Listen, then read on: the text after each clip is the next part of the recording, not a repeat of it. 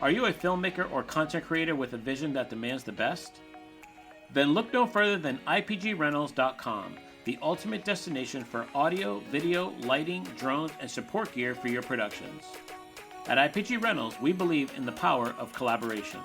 Our gear becomes an extension of your creativity, bringing your vision to life. And with our tagline, Our Gear, Your Vision, we're not just a rental service, we're your production partner. Why choose IPG Rentals, you may ask? Easy. We bring quality, reliability, and an extensive range of top-notch equipment.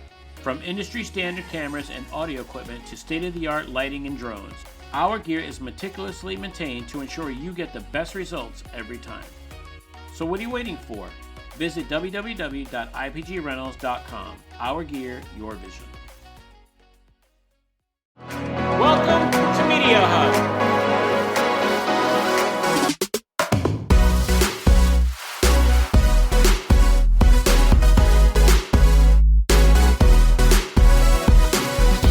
Oh! Hello and welcome to Media Hub. I'm your host, Dondi Sanchez, and in this episode, we'll be talking about how to build a successful video production business. Today, we have the privilege of hearing from visionary and business owner, Steve Martin. Steve's the founder of Omni Productions and Green Slate Studios.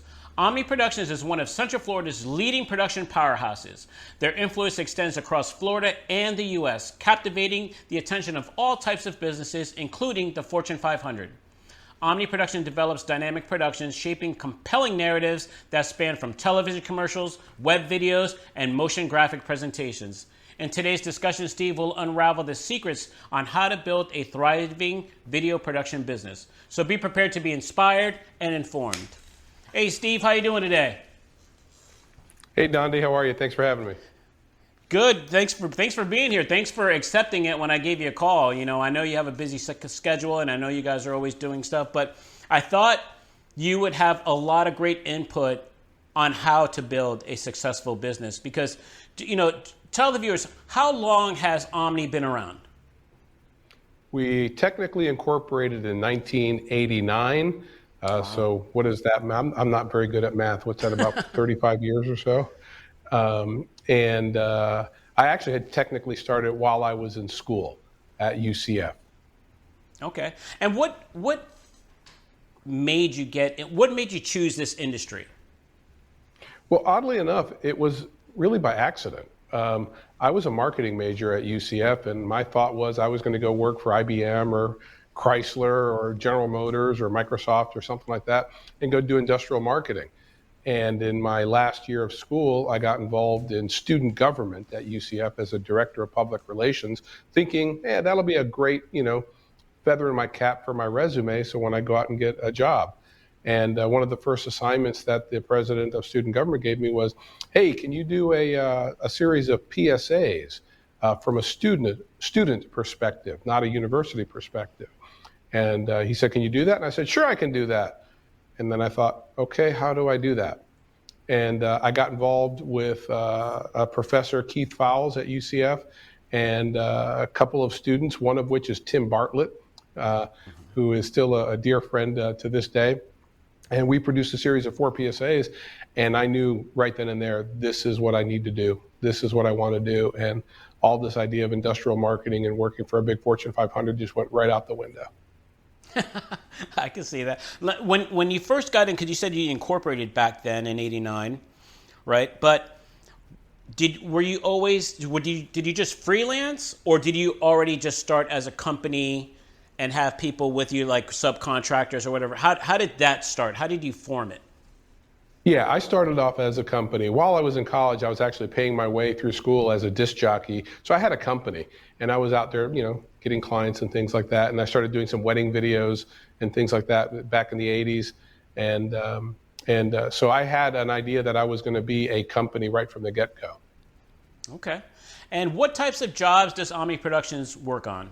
What type of jobs do you do?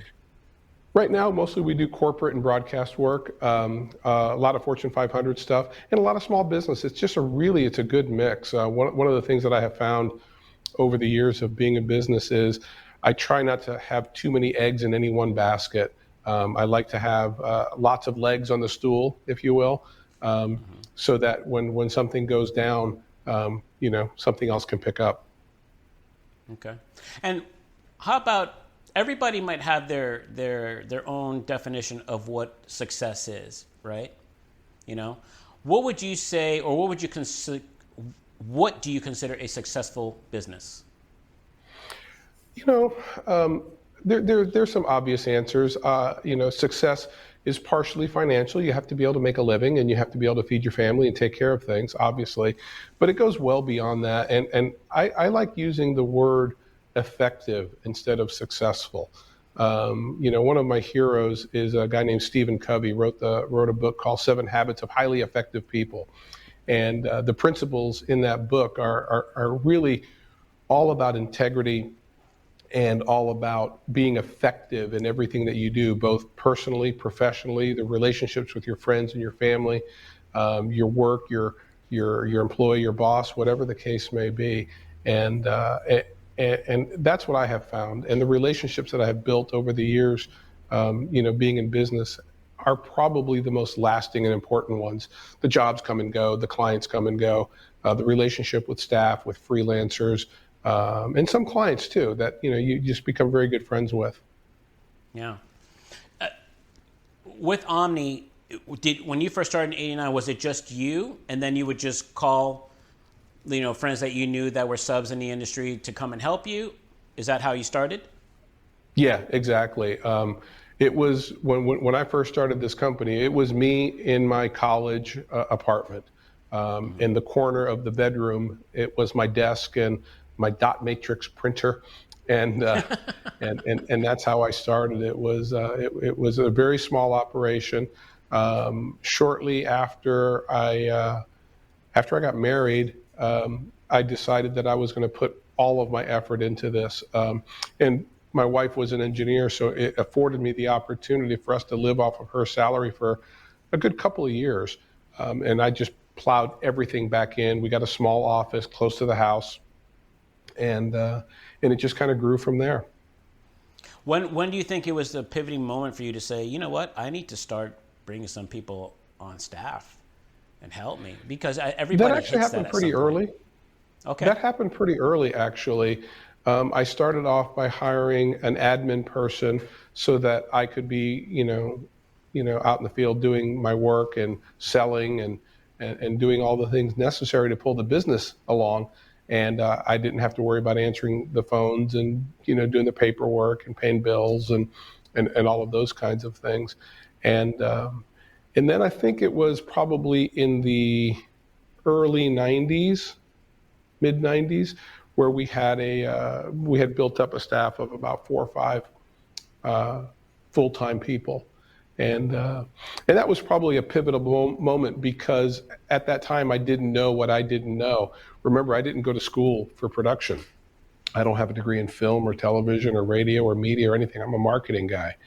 And so bringing in people who knew more than I did about production was, I think, one of the best things I ever did, because I recognized that I didn't know what I didn't know.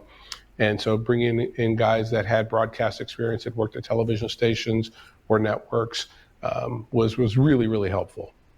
Yeah, that's a good point. I'm going to ask you this because even though you have over 30 years now in the industry, right? But do you still follow that? Do you still bring in other people, or do you have staff that have the television and film background since you have the marketing background? Do you feel like, okay, let me stick to what I know still. This is my realm, this is what I do, and let me bring in the staff that will help me and substitute to really round out the whole business? Because if you have the marketing down, which is usually for film and television people, that's not what we have. You know what I mean? When we're learning that. So you're kind of opposite. So you brought in the film and video expertise, right? Yeah, and over 30 years, even a blind squirrel like me finds a nut every now and again, and I've gotten pretty proficient in production, and and I shoot and I edit and I do a lot of production tasks. But to that extent, I'm not the best editor we have. I'm not the best shooter that we have. There's people who are better than me at those things, and we rely heavily on them, whether they're staff or a group of freelancers that are really part of a close-knit group of people that we hire over and over and over again. Yeah. Do you feel what's in your from what you did and growing the business and stuff, the choices that you made as far as the people that you brought in, right? You said you brought an admin person first, and then you started bringing other people. Is there something that you would want to give advice to some of our viewers? Like, is that the right way to go, you think, or would you do it any different? I don't think I would do it any different, but I'd be hesitant to say that it's the right way for anybody else. I think, as you know, and you're probably in the same boat here, as a small business owner, you just have to look at your environment. You do a SWOT analysis, a strengths, weakness, opportunities, and threat. You know, the strengths and weaknesses those are internal analysis. What are you good at? What are you not good at? And then look at the external environment, the opportunities and threats, things that you have no control over, but do have some effect on your business. And then figure out where you need to be. If you have holes to fill them. If you can take the lead on something, take the lead on something. So I'd be really hesitant to say that that my way is the way for anybody else. And everyone's different. And within this business, people are into the entertainment field or not like we don't do much entertainment work. And every one of these little nuanced parts of the business are different from each other. They have different groups of freelancers and different clients and different networks and things like that. So it really varies. Yeah, it does vary, especially because most of the people that have video production businesses are creative and they don't have the business mentality part, that's a majority.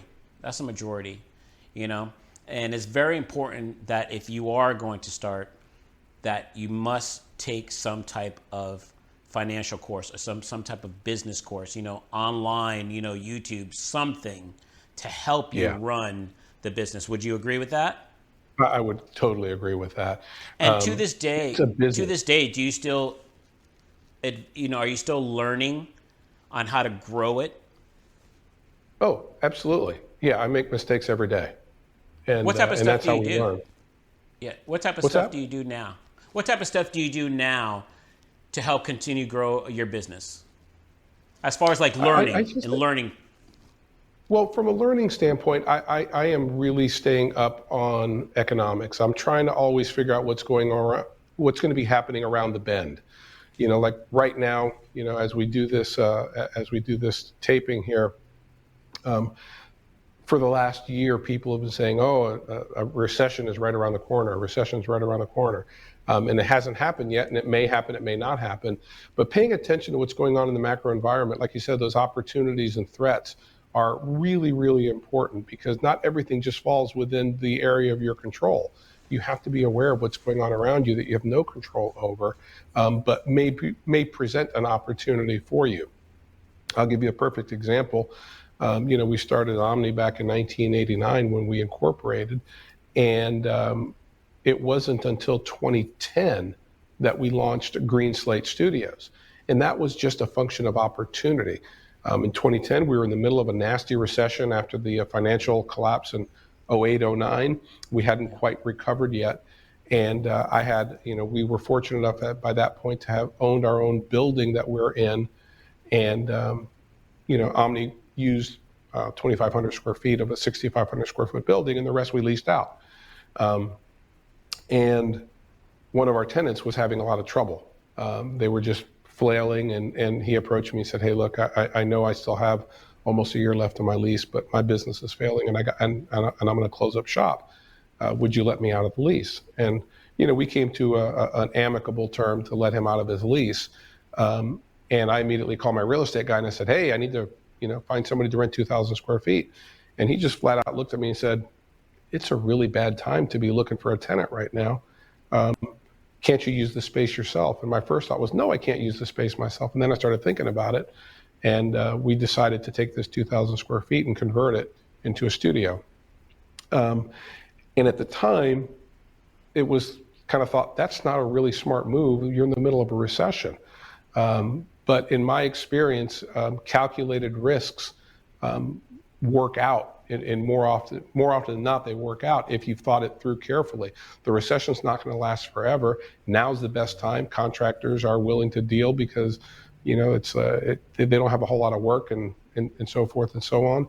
And so we dropped, I don't know, $70,000-$80,000 in a build out for a studio in the middle of a recession. But of course, the recession was short lived. It's over, and the studio has been a great success ever since. So we zigged when everybody else zagged. And I've done that a couple of times, sometimes successfully, sometimes not so much. And so, It's capitalism. You put your capital at risk. Yeah. But you also put your you by the way, you said a lot there to unravel, believe it or not. Like, because I'm the same way. I do watch what's going on in the world, and I do watch economics. And the same thing, like if you listen to all the gurus right now, they're all saying different things. Oh, we are going to go into recession. Oh, we're going to have a soft landing. Oh, this is not going to. At that point, you just got to let it play out, and you make your calculated decisions, like you said. But correct. You did something that was good. You put the money in yourself, in your own business, because that's something that you can control the outcome of what correct. It is, right? And as a business correct. Owner, that's what I think all of us need to do. If I'm a controlling person anyway, so let's just put that out there. I would rather, if it's going to fail, let it fail because of me, not because of I trusted somebody else. And I don't know if that's the way you are, but that's the way I am. It could be good or bad. I'm not saying it's good, but during a recession, it's more like invest in yourself because you're going to know the outcome. You're going to know how hard you could work. You're going to know where the money's going and what's going to work or not, right? Yeah, and you also know, and forgive me, my voice is a little bit crackly here. I'm coming down with a little bit of a cold. You also know the nuance that nobody else knows. You know what your quiet strengths are. You know what your quiet weaknesses are, and you know what's going on around you. So you can't, I'm not saying you don't take the counsel and advice of other people, but nobody knows your business like you know your business. And if you don't know your business, then that's a fault that you need to fix, because you need to know where your strengths and weaknesses are so that you can exploit opportunities when they come, and then you can avoid the threats when they come.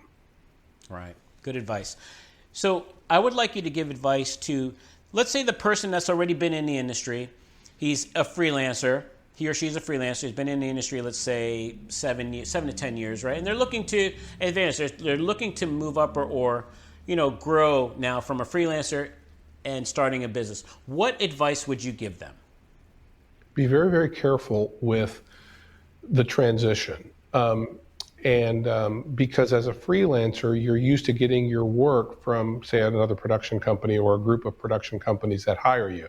But if you are going to start going after end clients, you have to be very, very careful with those existing relationships that you don't create a threat for them. So be thoughtful about it. I'm not saying don't do it. I'm just saying be aware that if all of your work comes from production companies that work with end clients and you start going after similar end clients, that may not end well for you.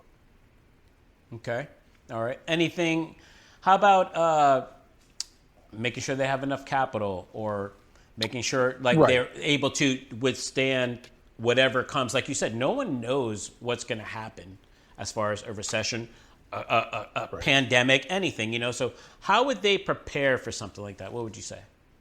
I mean, I would say be true to your strengths. So, for example, let's say that you've been a freelancer and you've been doing camera work for the most part, and that's going to be your strength. Well, maybe the answer to that is to go after more camera work with additional people. Maybe you buy some gear, maybe you do things like that.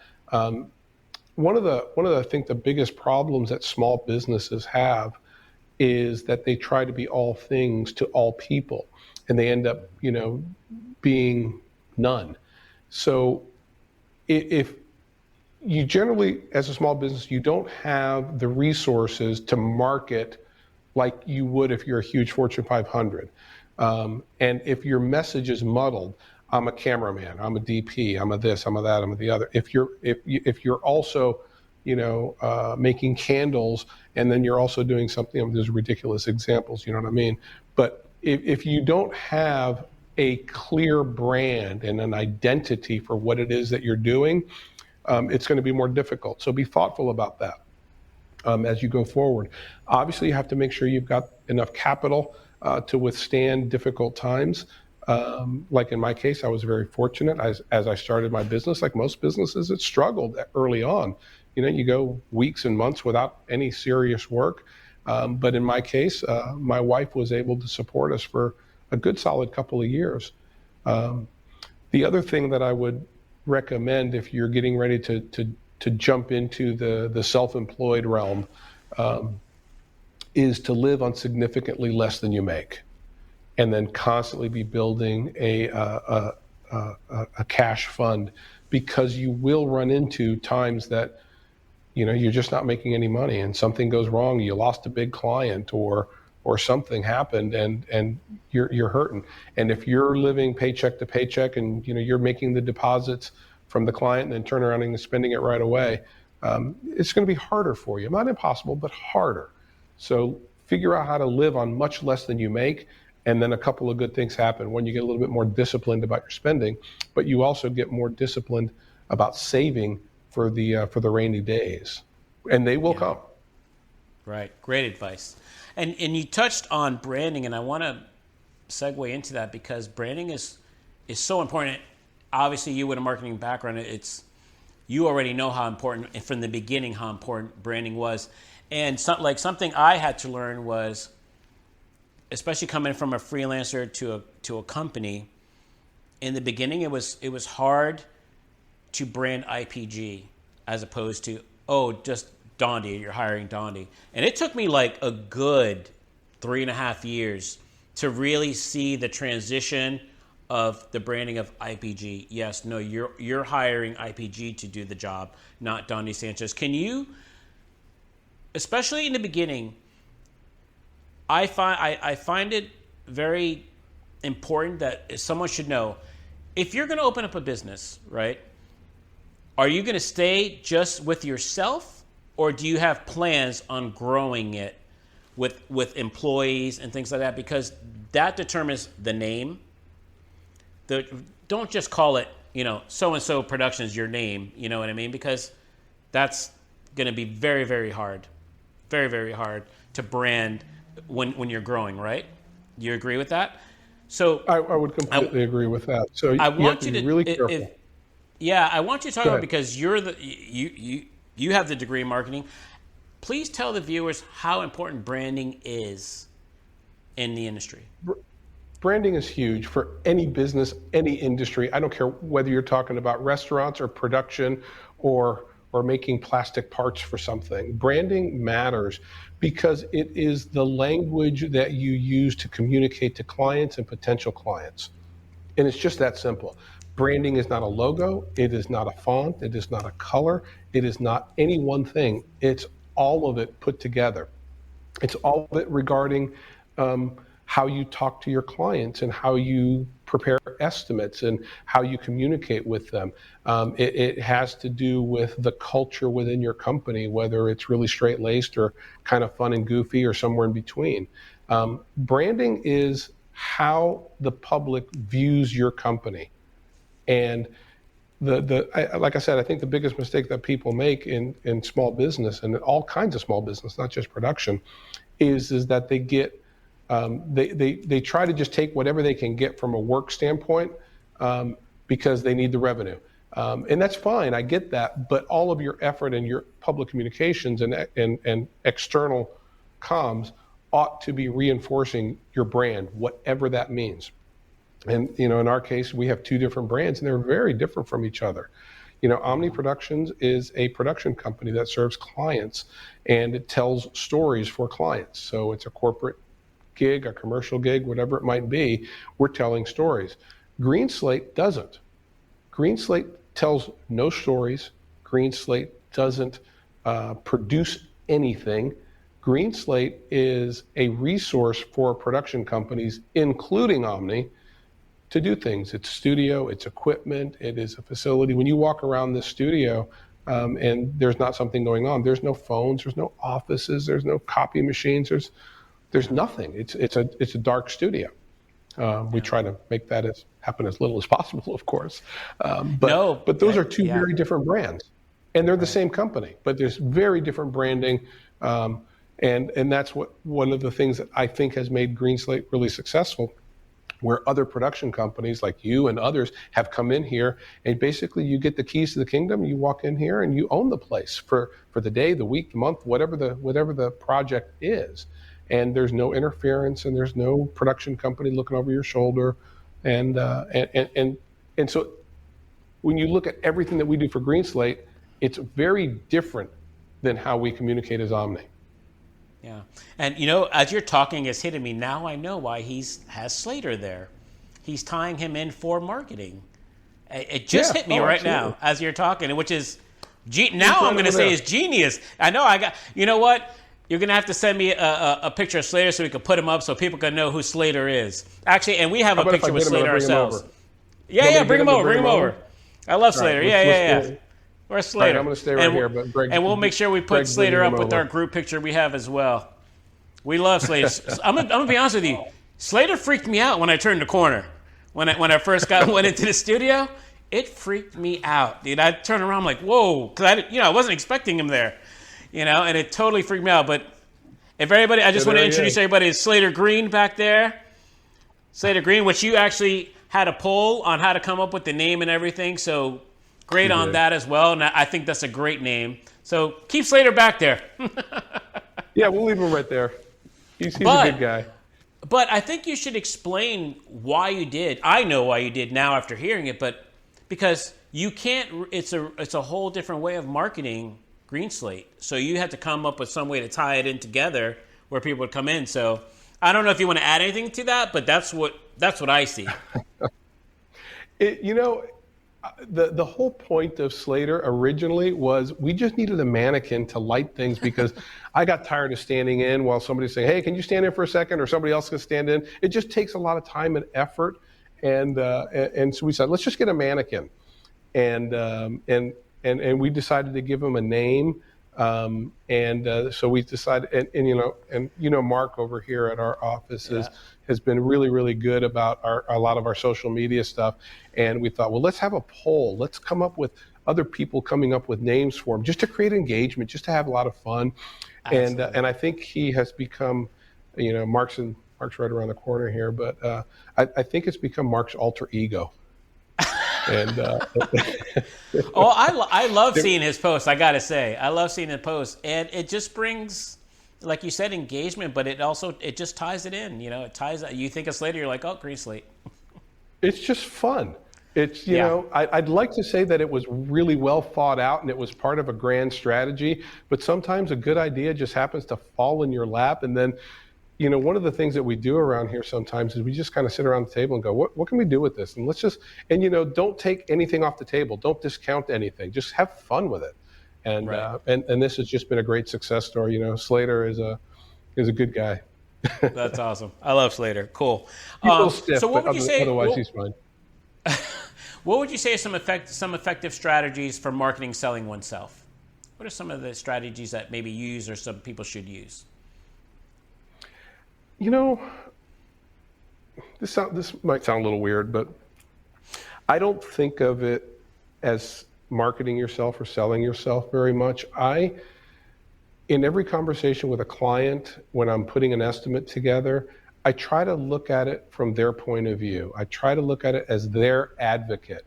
If I see them making a mistake and maybe not, they want to do something a certain way because that's their idea, and I think there's a smarter way to do it, maybe even a way that saves them money, put less money in my pocket. I really think that level of trust with a client is what is critical for success. Because once people trust you, and you don't violate that trust, you've got a client for life. And that's kind of how we do things around here pretty regularly. Every now and then, client will say, hey, I want to do this. And, I think you and I were actually talking about this one client that ended up doing something else completely different, didn't hire either one of us.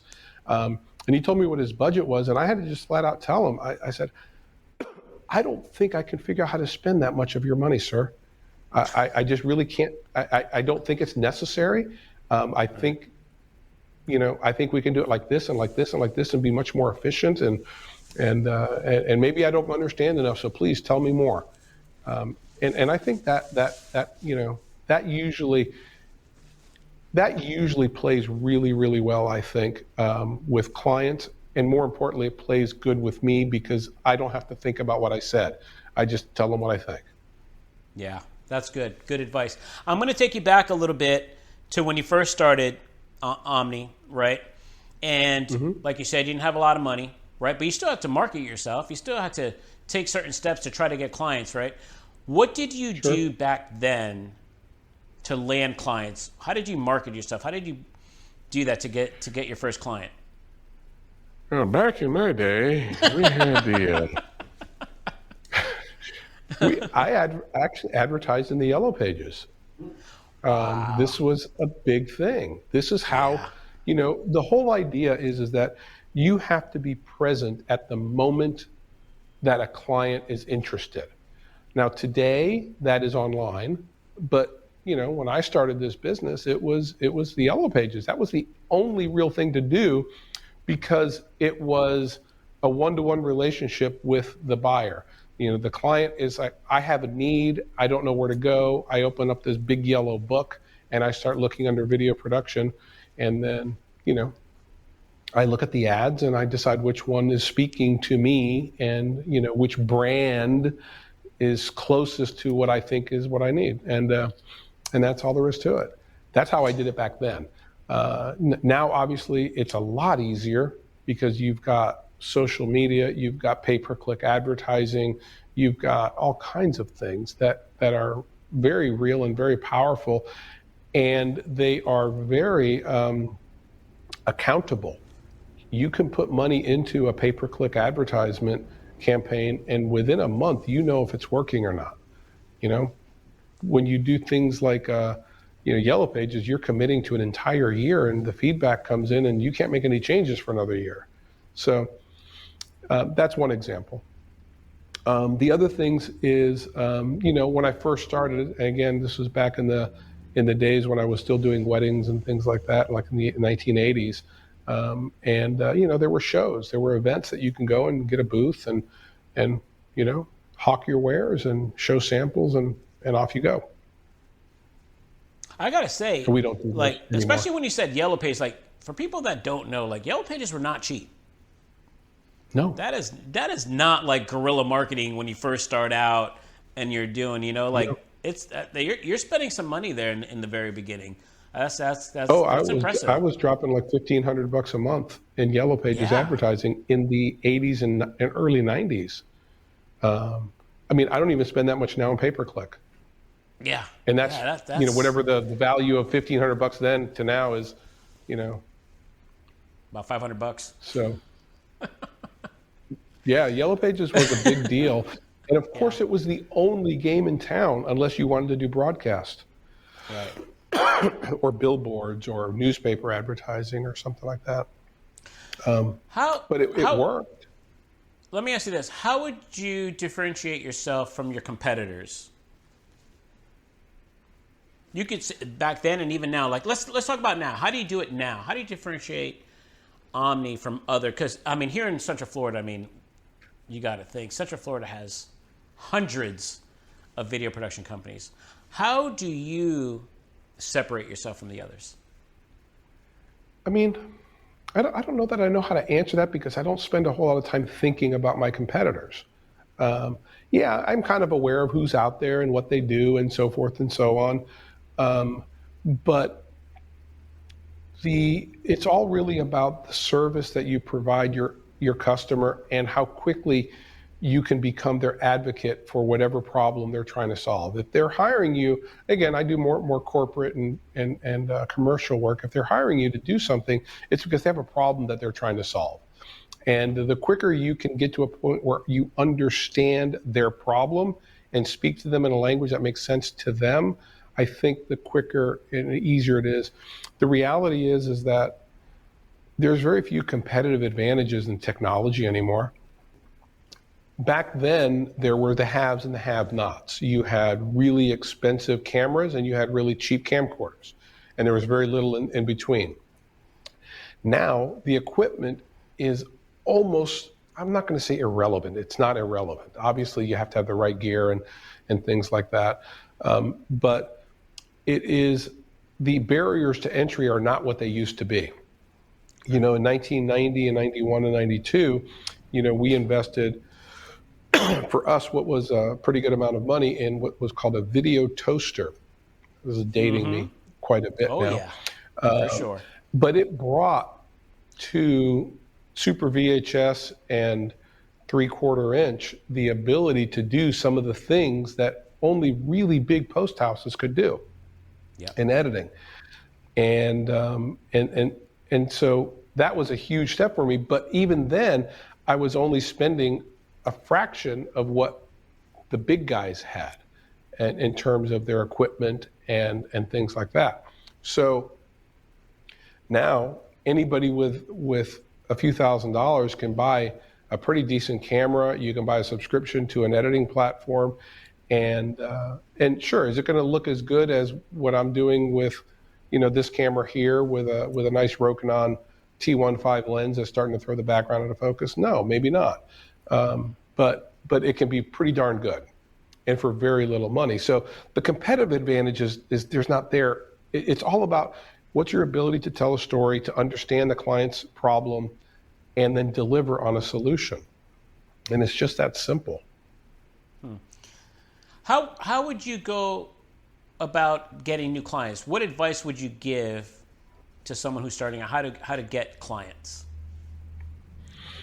If you're just starting, I will tell you that one of the best things that you can do is find a good charity that somehow aligns with your values. They usually have stories that need to be told, and they usually don't have the money to pull it off properly. So I would suggest that you find a charity, maybe a church, or maybe something like Make-A-Wish, or something that you feel good about helping, and go in there with the purpose of helping. Again, pardon me. And figure out how to help them tell their story. And in the process, you can kind of take control of the creative so that you're not dealing with as much pressure from the client to do it what they want to do, because since you're doing it for free or next to free, you can exert a lot more creative control, and then you end up with really good materials for your own business. So you can do well by doing good, if that makes sense. That would be that's great. And then you also will get exposed to a lot of other people who are potentially high-powered folks in the community, the business community, who are also on those board of directors for those charities and things like that. And you make contacts, and you just meet people, and you tell them what you do when the opportunity presents itself, and it's slow. It's not. Yeah. There's no magic bullet that solves this problem. Right. Right. No, and it's all good advice, because you actually brought me to my next question, because the importance of networking. How important would you say networking is? It's huge. As a small business owner, you are your best advocate, and you have to have that elevator pitch ready to go on a moment's notice.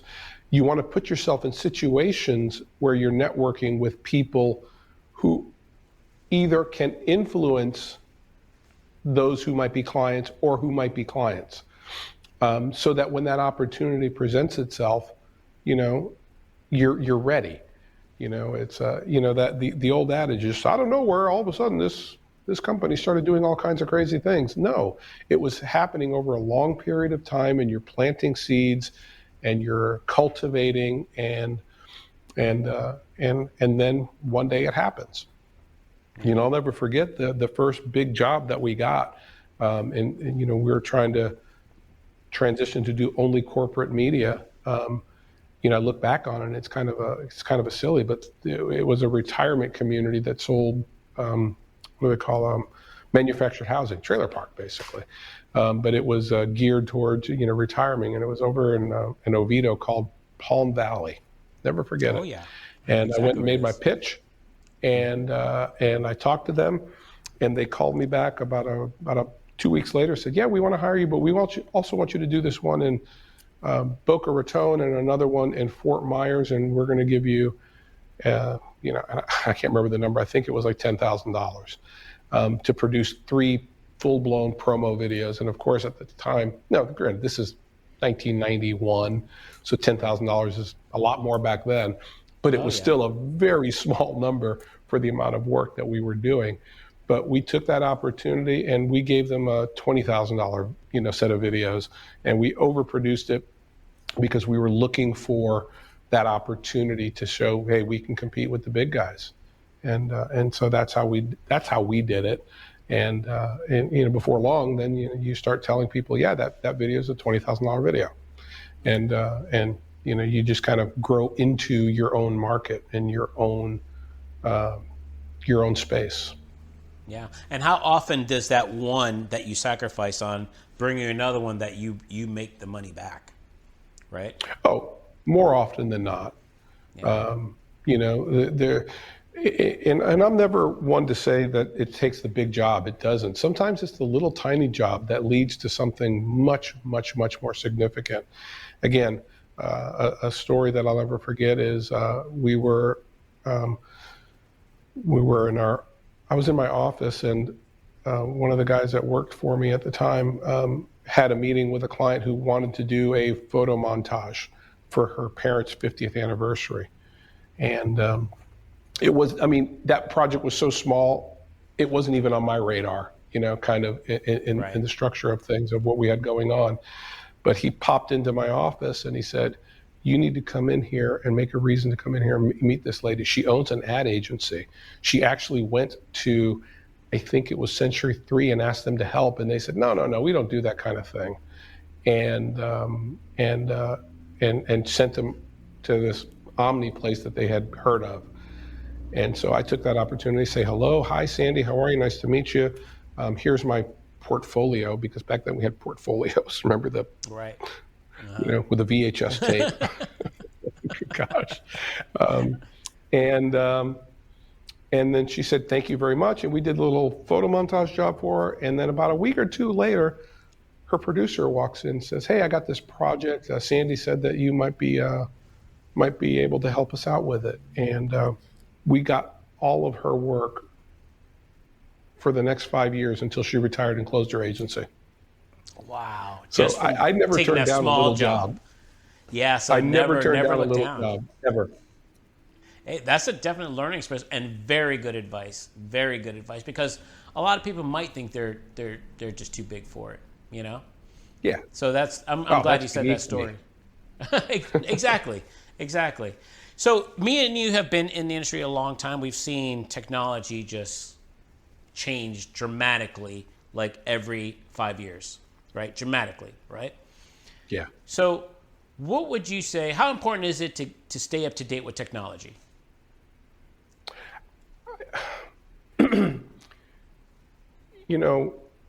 If you're not keeping up with the trends in your industry, and I don't care whether we're talking about restaurants or video production, you are going to fall behind and you will fail.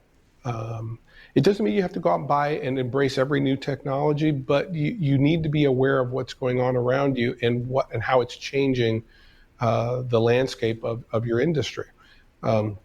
Staying up to speed with the technology and the trends in any industry is critical. If you fall behind, and I don't care what kind of business you're in, you're going to fall behind, and it very well may lead to your business's demise. I'm not saying you have to go out and buy every new gadget and every new technology, but you have to be aware of what's going on and what tools are going to be best used to serve your clients, your projects.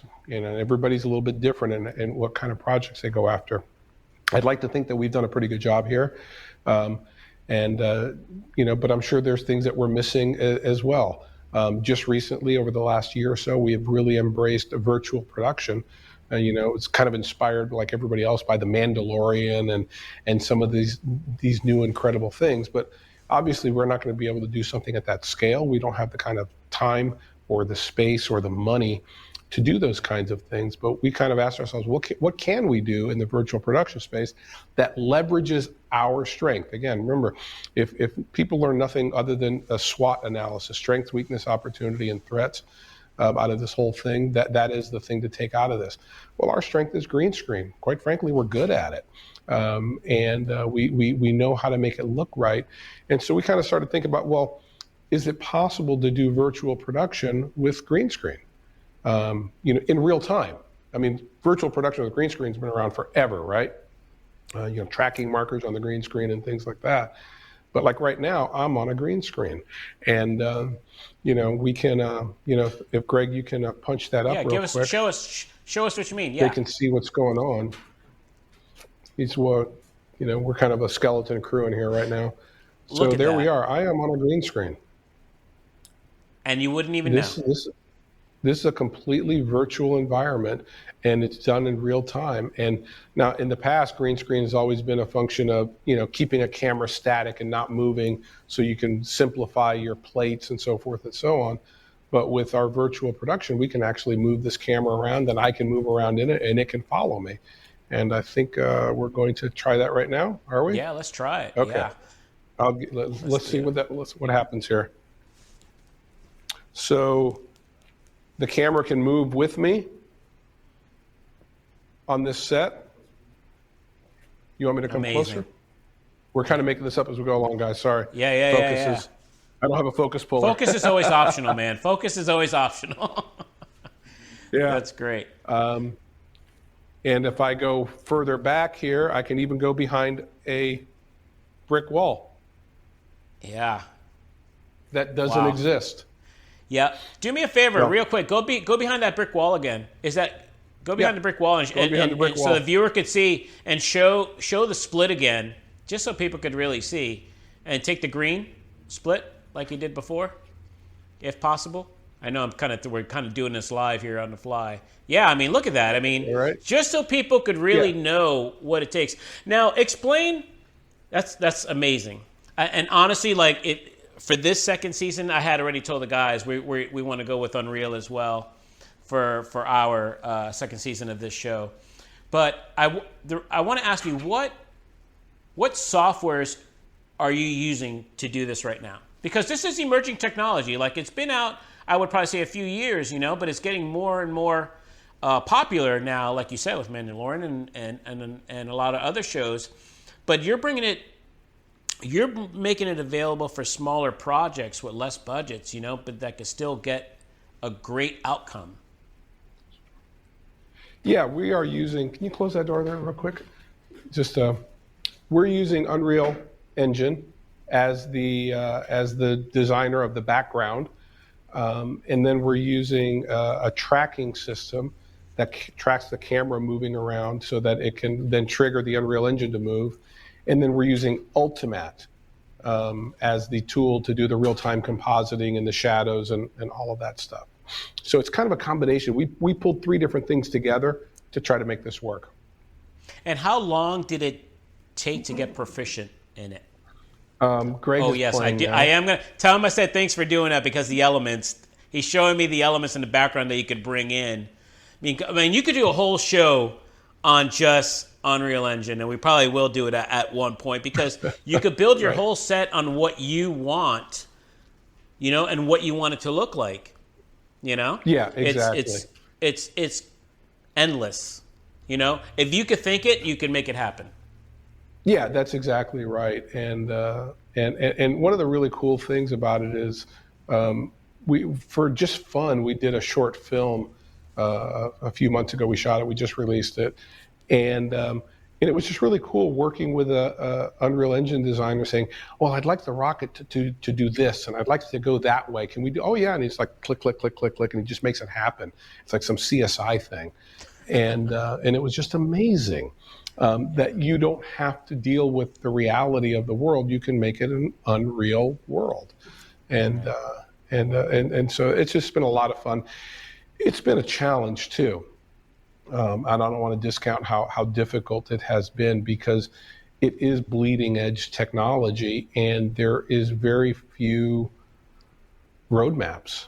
you just have to kind of beat your head up against the wall and try to figure it out. And Greg here on our staff has just been an amazing talent and the patience of an angel trying to figure out how to make this all work and make it seem so easy when it really isn't.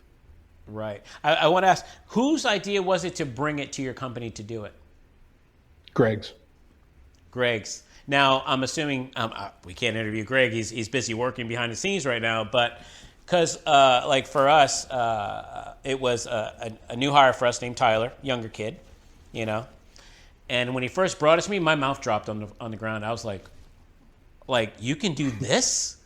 I mean, and then he's like, oh yeah, we could build this and just pick whatever you want and we'll scan and use Scanniverse and scan whatever you want to do. And I'm going to be honest with you, it went right over my head. I'm like, what? It's just, we're going to have to, when you're feeling better, we're going to have to come back and do an in-depth show on what it takes to do it. Seriously. And this time we'll include Greg. That was since he's the brains behind the whole thing. It definitely was. And it was just a function of, we found out that you can actually download Unreal Engine for free. And just play around with it. And it was like, oh, then I need a tracker. So we got a really inexpensive tracker. And it didn't work very well, but it was kind of a proof of concept enough for us to kind of go, all right, well, let's, it's like playing a game of poker. You just keep anting up. And, before we pulled the big trigger and spent, a lot of money on the Ultimate and the other tools. Right. No. And I got to say, I know what you mean about the tracker because Tyler was telling me, oh, yeah, no, we could DIY the tracking system. We just have to. I'm going to break the fourth wall here real quick. What'd you say? Oh, I use my VR headset. He uses his VR headset for it to do the tracking. Yeah. And what else? A VR headset, and then there's a. He's actually stage managing right now, so I'm walking over here. VR headset is. I'm telling you, I'm blown away with technology. I really am. It's going so fast. It's just going so fast on how much it's changing and what it's making things possible to do. You're thinking budgets. You're saving budgets. You're saving time. You're saving. Just think of. I proposed it to one of my clients, right? That we do commercials for Academy Sports and for Sprouts, because we always have to work at night when the store closes. I'm like, we can build the actual store now, and we could just film the whole thing just like that on over green screen or something like at the View or something like that with LEDs in the back, and we could film the whole thing. You don't have to worry about closing down a store, which the client will love. You don't have to worry about overnights. All that is just makes the whole industry better and better for the client and better for the whole end user. And what you get out of it, simply amazing. I'm very impressed. Absolutely true. But at the end of the day, it's still all about storytelling. Yeah, absolutely. And I look forward. I've been seeing your post on your movie, that your little trailers and stuff. Looking forward to it. How long is it? It's only 4 minutes. It's a short. Okay. It's a little short film that we did called Inspiration to Mars, and it started off as just, hey, we need to do another project in Unreal just so we can kind of keep pushing the envelope of what we can learn, but very quickly turned into a passion project of mine. So it was just a lot of fun to do, and a lot of really talented people came together and kind of bought into the story, and we did it. And we're getting ready to release a BTS of it here in probably a week or so. That's awesome. That's awesome. Congratulations, by the way, too.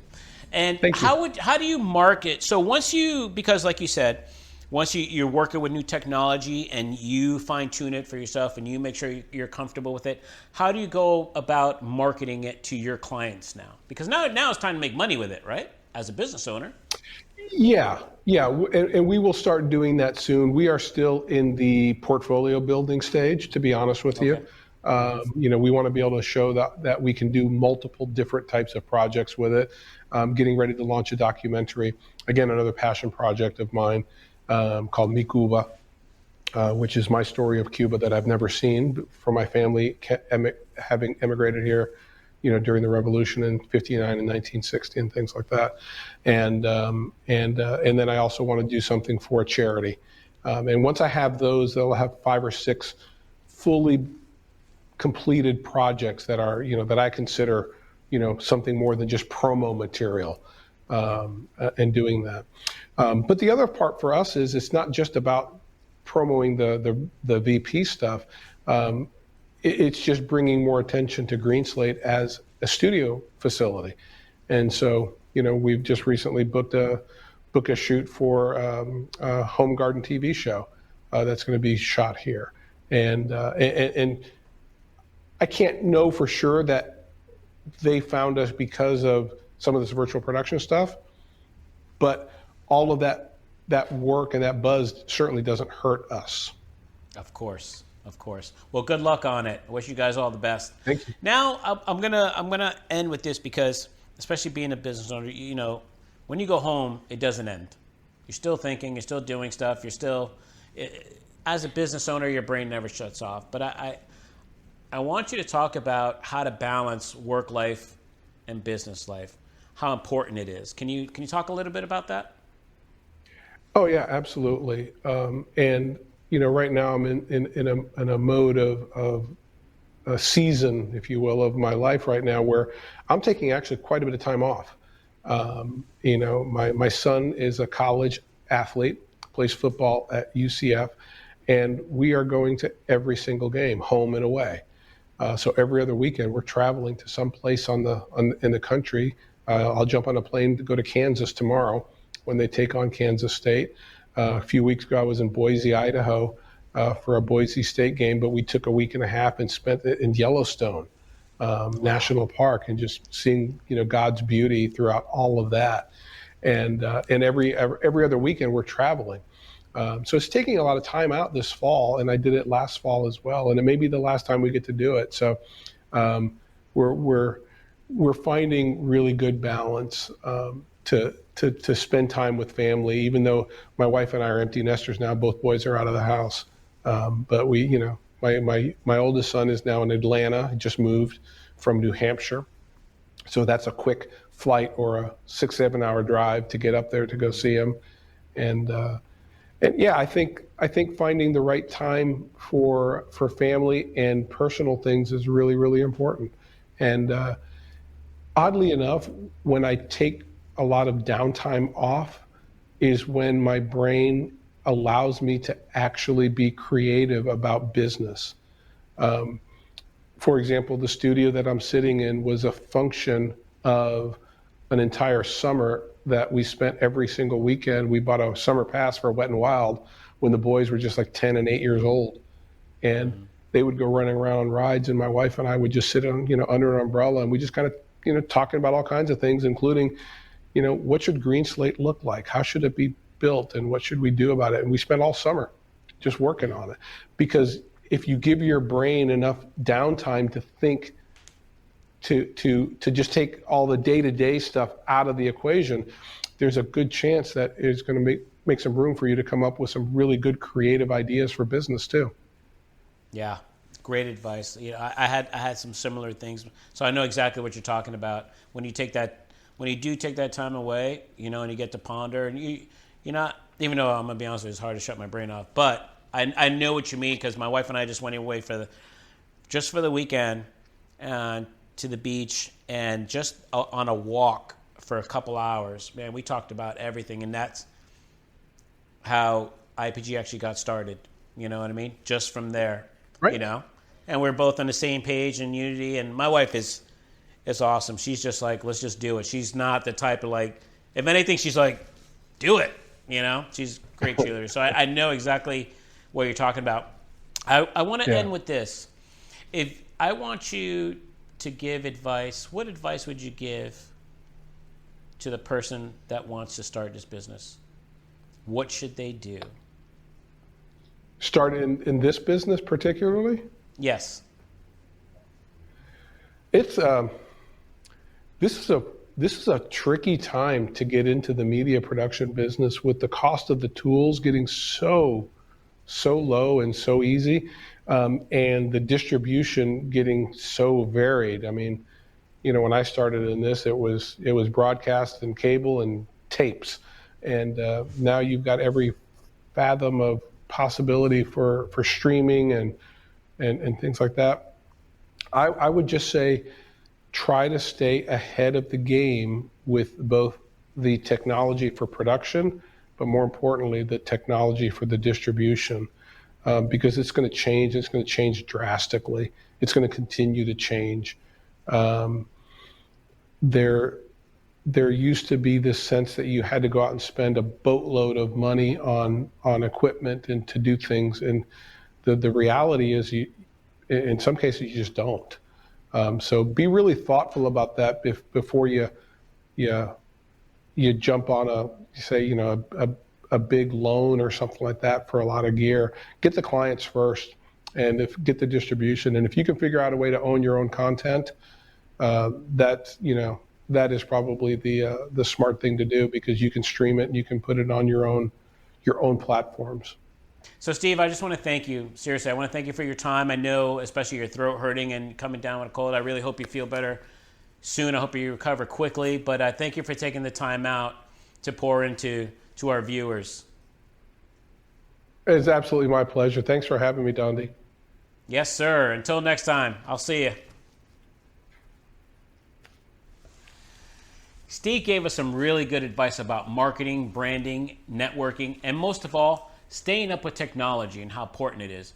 But one of the most important things that stuck out to me was when he said that his main objective was to look at a project from the client's perspective to tell their story. Until next time, I'm Dondi Sanchez, and this is Media Hub.